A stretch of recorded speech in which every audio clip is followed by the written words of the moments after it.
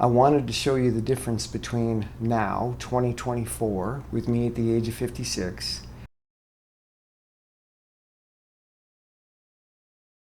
Hey everybody, it's Tim Van Orden on the Bald Mountain Trail in Woodford, Vermont.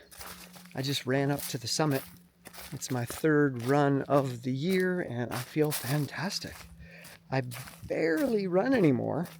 I ran a few times this fall, a few times in the summer, and then a few in the spring. That's it. I train as a cross-country skier now, and it's had a dramatic impact on my body, which we're going to talk about in a moment, because I just had a birthday.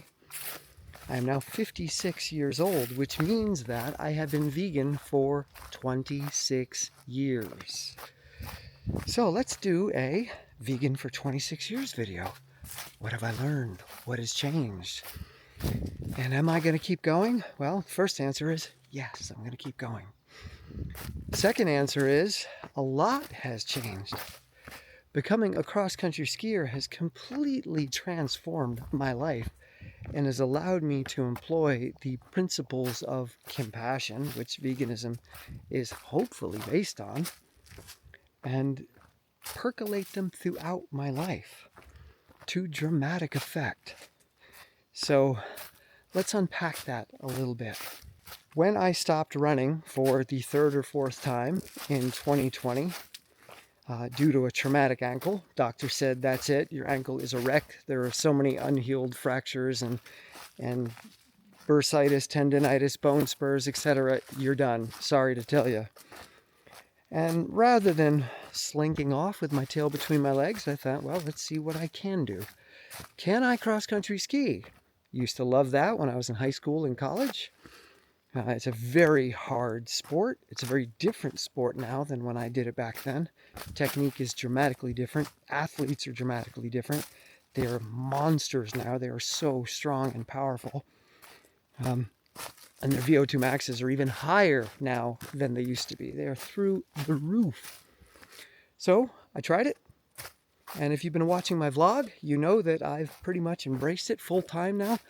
I am obsessed with cross-country ski training and the sport, and there's so much to learn, and it's just really captivated me in a way that I did not anticipate, much more than running ever did. So as I've taken on this cross-country ski journey, I've also taken on cross-country ski training. It's full body training. It's not just go out and go for a run, although that's what many cross-country skiers do as part of their training. And one of the things that really sets cross-country skiing apart from most other sports is the volume of training. I know triathletes train a lot as well, but cross-country skiers at an elite level, I'm talking Olympics, they're going to train 900 to 1,200 hours a year. So around 3 hours a day plus. And if you want to compete at the Olympic level, that's pretty much what you got to do. So if you've been watching my vlog, you know that I took this on. I wanted to see, what would that be like? What would 3 hours a day of training be like? How long could I sustain that? 1, 2, 3 days, maybe a week? Well, it's been over 3 years. The last 3 years have been averaging 950 hours a year. One of those years was 1,000 hours. This year, right now, I'm on par for 800 to 900, but as the season progresses, I'll pick my volume up. The spring is usually low volume, so last month was 72 hours, but I'll get into the 80s, 90s, and even over 100 a few months. So this is something that I can sustain. I could never sustain that much running, but you vary your training. I roller ski, I snow ski, I'm on the elliptical, I'm on the treadmill, I do a very occasional run, I do a lot of hiking, and a lot of strength training, a lot of poling machine in my studio, and it adds up. And my body has not fallen apart, quite the contrary. A lot of people will tell you that being vegan is going to be very difficult as an athlete. You're going to be too skinny. You're not going to be able to add muscle. You're not going to be able to handle the training because you're deficient in this, that, and the other. Well, now at the age of 56, with monster training under my belt and no desire to slow down, because why should I? I'm not getting tired. I'm getting fitter. I would say that those assessments of a vegan diet are inaccurate. The biggest thing, which I'm going to show you in a bit when I get back to the studio, is how it's affected my body. So to become a skier, you got to build some massive upper body power. I'm 5'9". The average height of an elite level cross-country skier is about 6'1". And these guys are going to be 175 to 190 pounds of pure aerobic beast. It's incredible how fast they can move their bodies at that weight. They are so efficient. Over the past 2 years, I've had to increase my protein consumption because the workouts that I was doing mandated that. And the more research that I did told me that not only is it important as you age to increase your protein because you don't absorb nor utilize as much of the protein that you are consuming. So as you age, your dietary requirements for protein go up just so that you can absorb the same amount. Same with vitamin B12. But also, after years of research, I learned that endurance athletes have some of the highest protein requirements of any athlete due to the amount of volume that we're doing, the amount of tissue breakdown. So it's on par with a bodybuilder. I'm consuming about 1.5 grams of protein per kilogram of body weight right now. And my body has responded very well to that. When I was a raw foodist and I made the video The Protein Myth, where I said I don't need anything other than fruits, vegetables, nuts, and seeds, my goal was health. And I was quite healthy, but I was also between 130 and 135 pounds. When I started running and doing some strength training for stair climb races, I got up to around 142, and that was my racing weight for most of my 40s and early 50s, and that was pretty big for a runner. I'll show you some pictures of me very lean, so it looks like I'm more muscular than I am, but I'm 142 pounds. When I became a skier and increased protein consumption, I got up to 155 pounds. And for the past 3 years, that's been my weight as a skier. So I was on the low end of the elite weight. And I was very happy with that because I'm in my mid-50s and I'm able to maintain at a very high volume the musculature of an elite level athlete. Well, this January, I came across an interview with a doctor talking about the benefits of creatine for older people in relation to brain health and dementia. And that led me down a rabbit hole of research on creatine.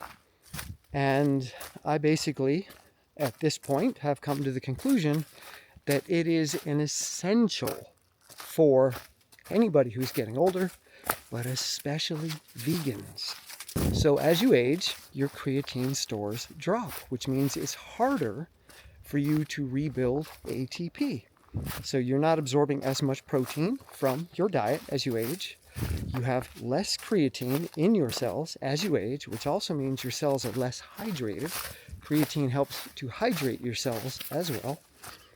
And you don't function as well. So when you think about the metabolism of your brain and the cells and structures within your brain, creatine is essential to healthy brain metabolism and brain function. So I was doing this research for my parents, who are both 85. And after a couple weeks, I'm like, yeah, I got to get them on creatine. And I thought, I'm getting older too. Maybe I should take some. So I did a little more research. And guess what? Vegans have some of the lowest levels of creatine of any group. So not only am I aging, but I'm an aging vegan. And not only do I have less creatine in the cells of my musculature and in my organs, but I have less in my brain, which means it's harder for me to recover. You'll hear people say, oh, on a vegan diet, I recover so much faster. Well, you recover some things, but you don't recover ATP as fast because your creatine stores are low. Where do you get creatine in your diet? Muscle. So when you eat animal flesh, there's creatine in it because it's in the cells. Now, your body can produce creatine, but it doesn't produce nearly as much as you would get from consuming it. I'm not saying that you should not be vegan. I'm saying that you should supplement with creatine. Or at least I'm saying do your own research and maybe hopefully you come to the same conclusion that I have.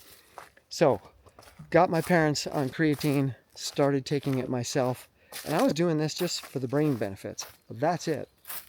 I had no other desire.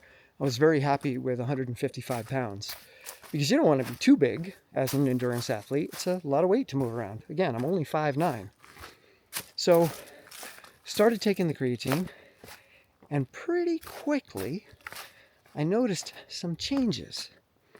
I was decreasing my strength training because I was getting ready to go to the World Championships in Finland in February.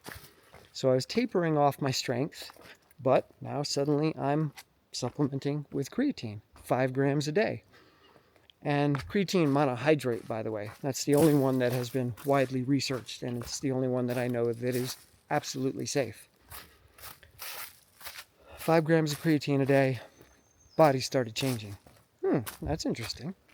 That wasn't a goal of mine, but I'm curious. A month in, put on 5 pounds. It's like, okay. World Championships are over, started amping up my strength training again. Boom, put on another 5 pounds pretty quickly. Got really strong pretty quickly. I was already strong, but I got so much stronger. At the time of this recording, I am 166 pounds of lean muscle. Now, I'm not as ripped as I used to be as a raw vegan, but I'm still pretty lean. I don't know what my body fat percentage is, but it's not high because I train 950 hours a year. How could it be? But although, as you age, you do store a little bit more belly fat, so you don't see my six-pack as well as you used to see it when I was younger. But who cares, really? Anyway, I'm 166 pounds. I was 155 pounds in January. It's early May. And the only thing that changed for me was the addition of creatine.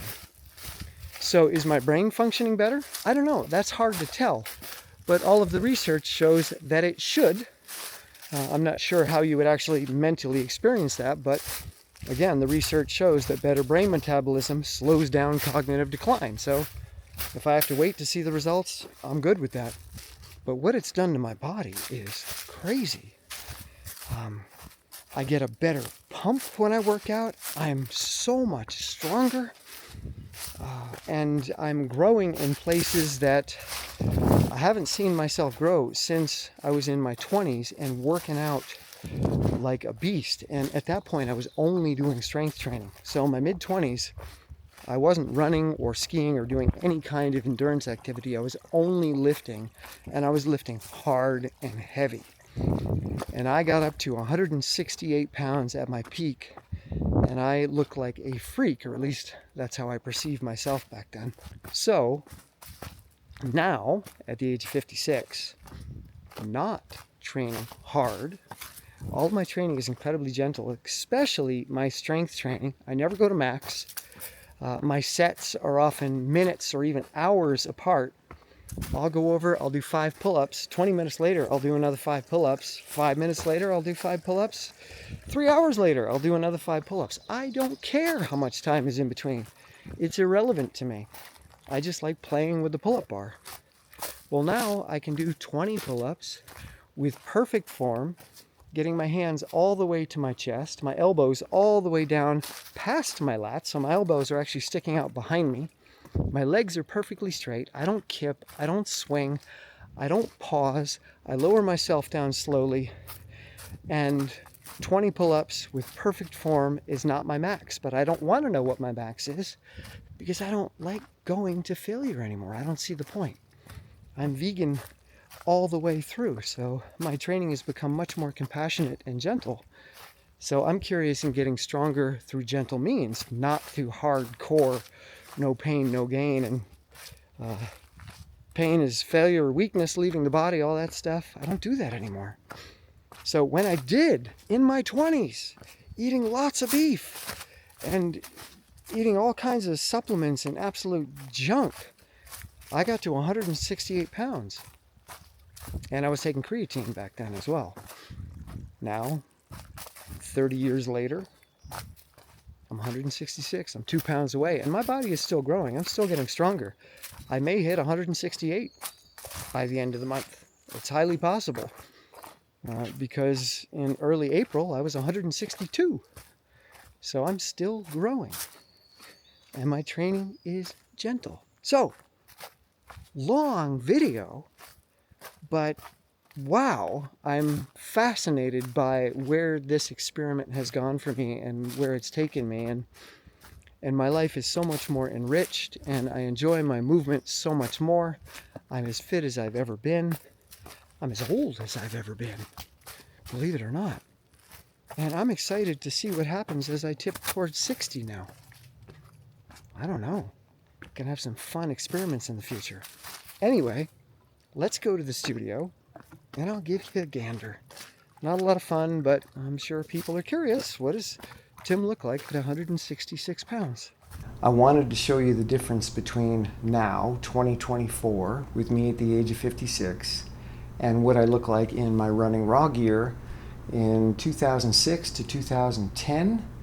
So late 30s, early 40s, where I was about 142 pounds. That was my racing weight for most of my running career. Now I'm 166 pounds.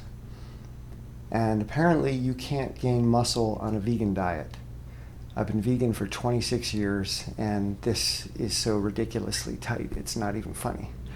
So let's take it off. So this is me in my morning state. Got to the studio about an hour ago. I haven't worked out. I'm not pumped. I don't shave my chest. I didn't get a tan. There's nothing special about the lighting or anything else. This is just me like I wake up every single day. A lot of people that post videos online of their bodies, they're getting super pumped. They do special lighting. They add filters.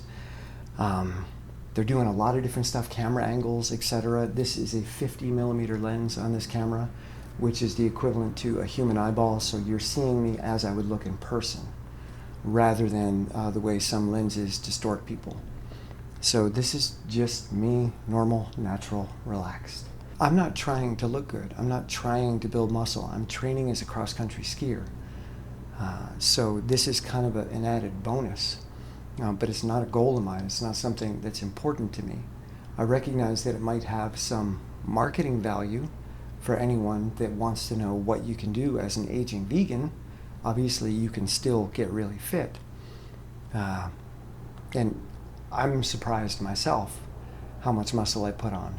The three biggest changes that led to this transformation: number one, I went from being a runner to a cross-country skier, where you've got to have a lot of upper body and core power to move yourself on the trail. Number two, I'm consuming quite a bit more protein, about 1.5 grams per kilogram of body weight. So at 166 pounds, that's about 76 kilograms. I'm also taking creatine, which I started doing in January. I didn't do it because I wanted to build muscle. I did it because the research said it helps with brain health. 5 grams of creatine a day since mid-January, so I put on 11 pounds of muscle since probably January 12th. It is now first week of May. I've been 155 pounds the last few years as a skier, doing all of the strength training and upping the protein a bit and adding creatine. Pretty quickly, another 11 pounds. But switching over to cross-country skiing added a lot of muscle mass. Anyway, this is what I look like 26 years vegan at the age of 56. I don't know. I think it's okay. So when I stopped that recording just now, I realized something really important that I think is necessary to share. The reason that I didn't make a vegan for 25 years video, and the reason that it was so difficult for me to do what I just did is that I have this voice in me that tells me that I have to be perfect, that I can't show you my body unless it's absolutely perfect. And this is my own insecurity that has haunted me my entire life, that this isn't good enough. Even at age 56, this is not a body that's acceptable. I have that voice that tells me that you shouldn't ever take your shirt off. Nobody wants to see you. They're going to judge you. They're going to pick on you. So this is not something I like doing, being shirtless, because I have that insecurity. But at the same time, outside of that insecurity, I recognize that I am fit, especially for my age, and that there are a lot of people that want to get fit or want to remain fit as they age, and they think that they have to go hard. They think that they have to do the standard method or model of training, the no pain, no gain. Go to failure every time. Pain is weakness leaving the body. And that's simply not true.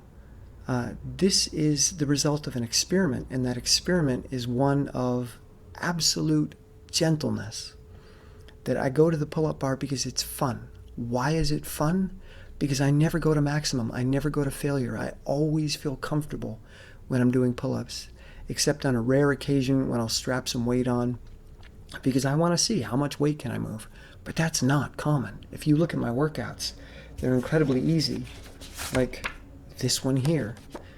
I did neutral pull-ups, 5. A bunch of sets of 5. 5 is incredibly easy. Some dips, and then some ball squats. Just one set, because I want to get comfortable doing ball squats. I don't want it to feel like something that's hard that I need to avoid. So one set of 5 at 30 pounds with a slam ball. Super easy, and that's the whole point. And the pull-ups. 5 pull-ups is a breeze now, because I do a lot of pull-ups. And I do a lot of pull-ups because I'm not scared of doing them, because I never do them to the point where they suck. So I engage throughout the day. Sometimes I'll do 30 sets of an exercise, and on the 30th set it still doesn't hurt, because I never pushed myself, and I give myself plenty of time. I only go back over there when I'm excited to. And you can build a body at any age, I believe, by being gentle, by being playful. And if I and others can get out of their own way when it comes to insecurity, then there's a great deal of freedom that emerges in that process. So I know that looking a certain way is marketable, and more people would watch my videos if they could see the result of my gentle process and what it actually yields. And that's why I'm doing this today. So if you're vegan and people tell you that it's not going to work and you're going to be deficient, I don't know. I haven't personally experienced that. I have not seen the evidence. I've seen the opposite. The trajectory that I'm on now, I'm probably going to hit 170 pounds. And the next experiment for me is to start running again, because I almost never run anymore. I've run twice since November, and I might have run 6 or 7 times this fall. And prior to that, it may have been 6 months. I want to see how fast I can run with all this extra weight. Because my cardiovascular capacity is enormous now due to cross-country ski training. So, vegan hasn't failed me yet. And I hope it doesn't fail you either. So, more to come. Got this one out of the way. I've been avoiding it like the plague. So, we will see you soon. Thanks for tuning in.